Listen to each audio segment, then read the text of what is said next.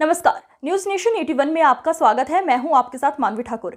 खबर उत्तर प्रदेश के मैनपुरी से है, जहां लोकसभा सपा प्रत्याशी डिंपल यादव ने किया अपना नामांकन। सपा नेताओं के साथ कलेक्ट्रेट पहुंची डिंपल यादव। निर्वाचन अधिकारी अविनाश कृष्ण को सौंपा नामांकन पत्र। सपा प्रत्याशी डिंपल यादव के साथ सपा के दिग्गज नेता मौजूद रहे। नामांकन के दौरान सपा अध्यक्ष अखिलेश यादव, राष्ट्रीय महासचिव प्रोफेसर रामगोपाल यादव, शिवपाल सिंह यादव, जिलाध्यक्ष आलोक शाक्य मौजूद रहे। मैनपुरी लोकसभा सीट दमदारी के साथ जीत हासिल करेंगी। पुलिस प्रशासन की सुरक्षा को लेकर पुख्ता इंतजाम रहा। देखिए मैनपुरी से संवाददाता नेत्रपाल श्रीवास्तव की रिपोर्ट। आज की खबरों में बस इतना ही। देखते रहिए न्यूज नेशन 81। और अभी तक का अगर आप आंकड़ा देखेंगे एनसीआरबी का, 1 लाख किसानों ने आत्महत्या की। ये वही लोग हैं जो किसानों के लिए काले कानून ला रहे थे। अंतर्गत ने कानून वापस ले। किसान ये बात भी नहीं भूला है कि उसकी आज किसी फसल की नहीं है। फसल तैयार है, सरकार क्या रेट दिलवा पा रही है? कहने को भारत रत्न दिया है चौधरी चरण सिंह जी को, स्वामीनाथन जी को, लेकिन क्या किसानों को जिनके लिए जीवन भर चौधरी चरण सिंह जी ने संघर्ष किया और स्वामीनाथन जी कमीशन ने जो रिपोर्ट बनाई जिससे किसानों को लाभ मिलता, ये सरकारी या कानूनी अधिकार दे पा रहे हैं किसानों को एमएसपी के लिए? ये बड़े सवाल हैं। और इनकी सरकार में तो हर परीक्षा लीक हो रही है। अभी तक 10 परीक्षाएं वो लीक हो गई हैं। जानबूझ करके इन्होंने नौजवानों से नौकरी छीनी है। ये नौकरी नहीं छीन रहे, ये आरक्षण नहीं देना चाहते हैं, क्योंकि वो जानते हैं सरकारी नौकरी देनी पड़ेगी तो आरक्षण देना पड़ेगा। ये आरक्षण नहीं देना चाहते, इसलिए नौकरी के जानबूझ करके पेपर करा रहे हैं। और अग्निवीर जैसी व्यवस्था को कभी समाजवादी स्वीकार नहीं कर सकते हैं। जो 4 साल की आधी अधूरी नौकरी है, आने वाले समय में हो सकता है ये खाकी वालों की भी 4 साल या 3 साल की नौकरी कर दें, तो सोचो इनका भविष्य होगा। इसलिए सोच रहे हैं नौजवान और भारतीय जनता पार्टी का सफाया करने जा रहे हैं। मैंने कई बार फार्मूला बताया, फिर बताता हूं कि 60 लाख बच्चे जो प्रभावित हुए हैं परीक्षा लीक से, उनके केवल माँ बाप को अगर हम जोड़ दें, एक परिवार में अगर 3 सदस्य 3 वोटर हैं, उनका हिसाब किताब अगर हम लगा लें तो 3 गुणा 60 लाख, 1 करोड़ 80 लाख। और यही 1 करोड़ 80 लाख अगर हम 80 लोकसभाओं में भाग दे दें तो हर लोकसभा में 2,25,000 वोट केवल पेपर लीक से नौजवानों का भविष्य डुबा करके कम हो गया है। तो ये सरकार कहाँ बचेगी? जो लोग 400 पार की बात कर रहे हैं वो हारने जा रहे हैं, अपनी हार छिपाने के लिए 400 पार कह रहे हैं। और अगर 400 नहीं करे होते तो क्या झूठे मुकदमे लगा करके दिल्ली के मुख्यमंत्री को जेल भेजना पड़ता? झूठे मुकदमे लगा करके, साजिश करके, षड्यंत्र कर करके झारखंड के मुख्यमंत्री को जेल भेज दिया। जिन्हें 400 पार का सपना दिखाई दे रहा है, क्या उन्हें जेल भेजना पड़ता? इनकम टैक्स, ईडी, सीबीआई को आगे करना पड़ता? प्रशासन को आगे करना पड़ता? जनता इस बार इंतजार कर रही है इनका, और इनका जवाब अपने वोट के माध्यम से देंगे। सहित पूरे देश से जनता पार्टी का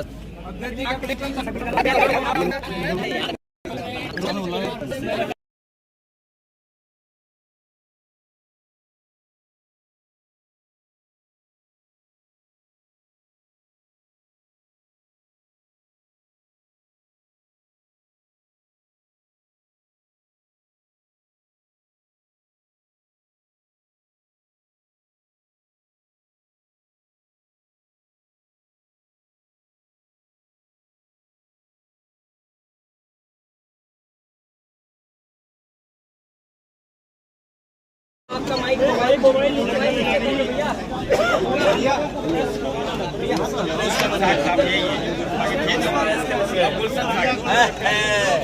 इनका स्वागत है, इनका स्वागत हमें ही करना पड़ेगा। जो भी इनका मैं स्वागत करता हूँ गुलशन देश साकी जी का। इन्होंने अब समर्थन समाजवादी पार्टी का कर दिया, इनका अपमान हुआ, इनकी टिकट काट दी। इसलिए हम इनका स्वागत करते हैं, बधाई देते हैं कि इस संघर्ष की घड़ी में हमारे साथ आए।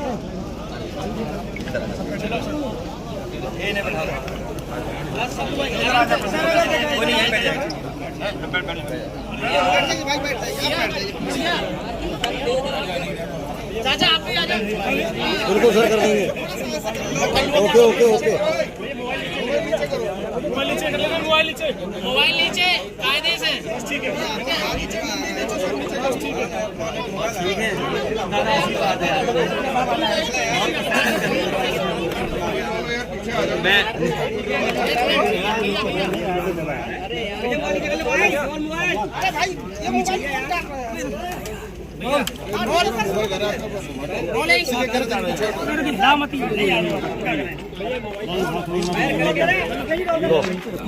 ठीक है नहीं आ रहा।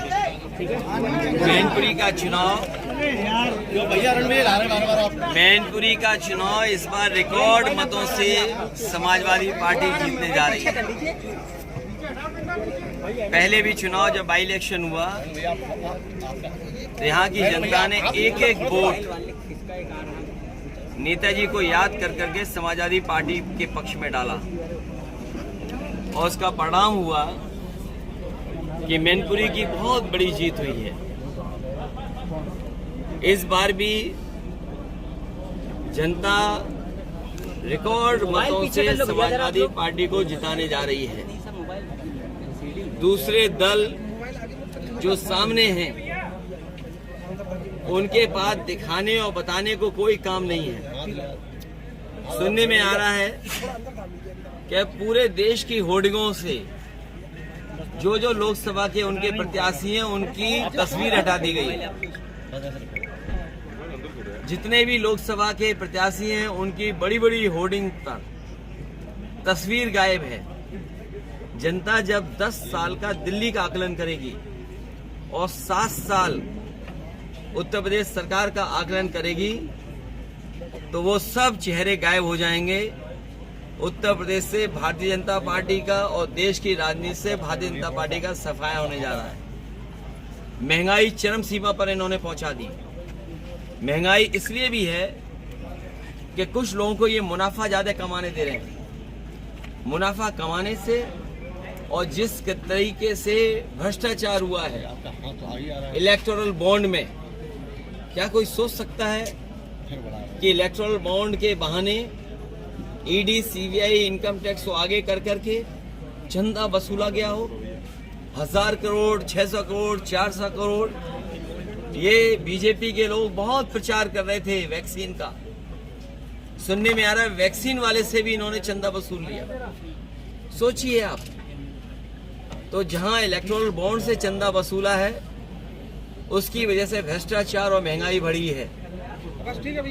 मुनाफा जो कमाने को मौका दे रहे हैं उससे महंगाई बढ़ी है। और इधर खबरें आ रही हैं और जो सरकारी आंकड़े बता रहे हैं और जो जगह जगह सर्वे हुए हैं, महत्वपूर्ण संस्थाओं ने जो सर्वे किए हैं, बेरोजगारी चरम सीमा पे पहुंच गई। 80 और 90% पढ़ने लिखने वाला नौजवान बेरोजगार है। मुझे याद है कन्नौज का ब्रजेश पाल जिसने आत्महत्या कर ली और आत्महत्या करने से पहले उसने कहा कि मैंने इतनी पढ़ाई की, मेहनत की और डिग्री हासिल की। उसने अपनी डिग्रियां चला दी और कहा कि जिस डिग्री से मुझे नौकरी नहीं मिल सकती उस डिग्री का क्या फायदा। उसने आत्महत्या कर ली। जो लोग विश्व गुरु बनाना चाहते हैं उनकी सरकारों में किसानों ने 1 लाख आत्महत्या की है। दिल्ली की सरकार जब से आई है 2014 से और अभी तक का अगर आप आंकड़ा देखेंगे एनसीआरबी का, 1 लाख किसानों ने आत्महत्या की। ये वही लोग हैं जो किसानों के लिए काले कानून ला रहे थे।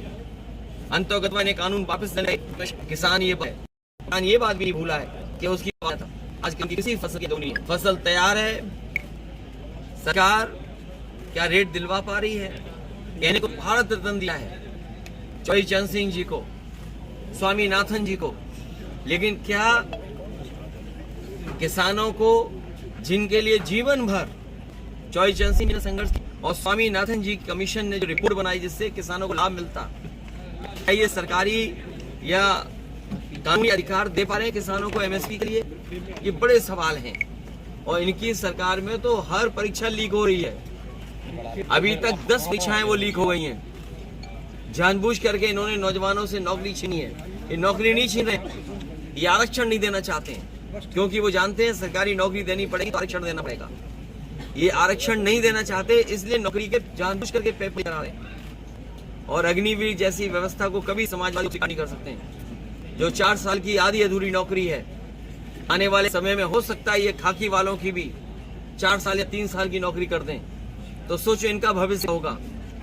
इसलिए सोच रहे हैं नौजवान और भारतीय जनता पार्टी का सफाया करने जा रहे हैं। मैंने कई बार फार्मूला बताया, फिर बताता हूं कि 60 लाख बच्चे जो प्रभावित हुए हैं परीक्षा लीक से, उनके केवल माँ बाप को अगर हम जोड़ दें, एक परिवार में अगर 3 सदस्य 3 वोटर हैं, उनका हिसाब किताब अगर हम लगा लें तो 3 गुणा 60 लाख 1 करोड़ 80 लाख, और यही 1 करोड़ 80 लाख अगर हम 80 लोकसभाओं में भाग दे दें तो हर लोकसभा में 2,25,000 वोट केवल खुद मंत्री ने मुकदमे अपने वापस किए, खुद डिप्टी सीएम के भी वापस हुए, तो बाकी अपराधियों कुछ भी होता संघर्ष के लिए। फिर पिछले 4 घरों में पार्टी के साथ चाहे जितना जो कुछ करना चाह रहे हैं, कुछ भी है यहाँ जीता रही डिम्पल जी के 30% पिछली बार भी ये सब वीडियो